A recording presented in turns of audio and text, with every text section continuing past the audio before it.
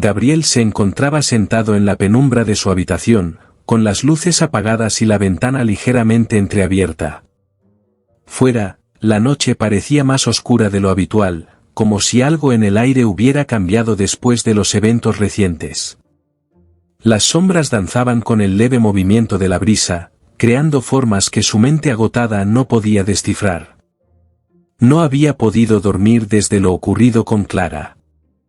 Cada vez que cerraba los ojos, veía su rostro entre las llamas, una expresión de desesperación que no desaparecía. Sabía que algo estaba mal desde el ritual. Emilia Calderón había regresado, pero no de la forma que esperaban. Había algo en su mirada, algo que resonaba más allá de este mundo. Y ahora, tras su regreso, los extraños sucesos en San Vicario solo habían aumentado. Los incendios misteriosos, los murmullos entre los aldeanos, las miradas furtivas. El pueblo entero parecía atrapado en una atmósfera de miedo silencioso. Pero nadie hablaba de ello, como si al pronunciar las palabras, el terror se volviera real. Gabriel se frotó los ojos cansados. No sabía en quién confiar. Los vigilantes, quienes antes parecían tener todas las respuestas, ahora estaban más reservados, y él sospechaba que sabían más de lo que le decían. El ritual para devolver a Emilia había sido solo el principio. Algo había cruzado el umbral, algo más antiguo y oscuro que la propia Emilia. Y ahora, ese algo lo estaba observando. Cerró los ojos por un instante, buscando un momento de paz en medio de la tormenta interna que lo asolaba.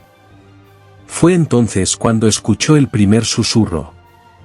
Al principio, lo tomó por el viento colándose por la ventana, un sonido insignificante. Pero el susurro se repitió. Un susurro de palabras que no pudo entender del todo, pero que, sin embargo, parecían estar dirigidas a él. Gabriel, la voz era tenue, como si viniera de muy lejos. Abrió los ojos de golpe y miró a su alrededor. La habitación estaba vacía. No había nadie. Intentó convencerse de que solo era su imaginación, fruto del agotamiento. Pero en el fondo, sabía que no era así. Se levantó y caminó hacia la ventana, cerrándola de golpe. El susurro se desvaneció por un instante, pero volvió. Más fuerte esta vez. Nos condenaste a todos, susurró otra voz, diferente, llena de resentimiento. Gabriel retrocedió, con el corazón latiendo violentamente en su pecho. Algo estaba ahí, en la oscuridad, observándolo. Se frotó las sienes con ambas manos, tratando de calmarse. ¿Estaba perdiendo la cordura? Decidió salir de la habitación. El aire en el interior se sentía pesado, cargado de una presencia invisible que lo ahogaba. Caminó por las calles desiertas de San Vicario. A esas horas, el pueblo parecía un lugar fantasma. Las casas, algunas todavía ennegrecidas por el fuego reciente, se erguían como testigos mudos de los sucesos inexplicables que habían ocurrido. El olor a humo aún impregnaba el aire. A lo lejos, pudo ver los restos calcinados de lo que había sido la taberna. El fuego se había propagado rápido, y los aldeanos apenas habían podido salvar parte de lo que había dentro.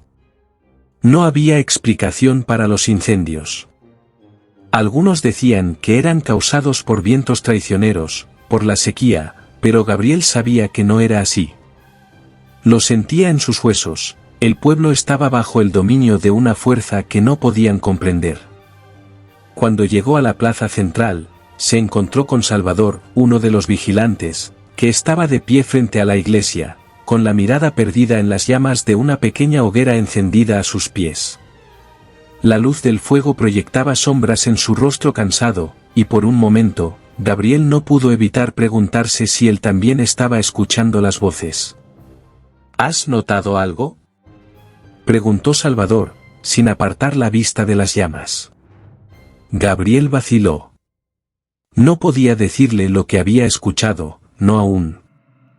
sabía que los vigilantes sospechaban de él.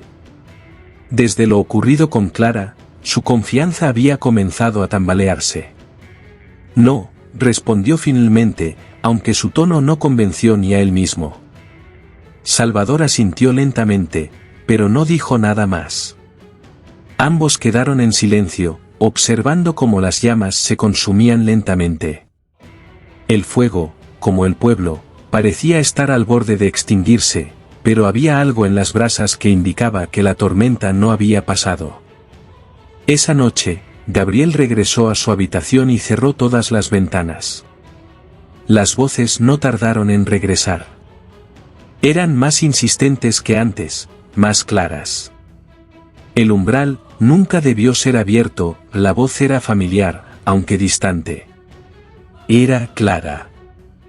Gabriel se levantó de un salto, con el corazón latiendo desbocado. ¿Clara? Pero era imposible. La había visto morir.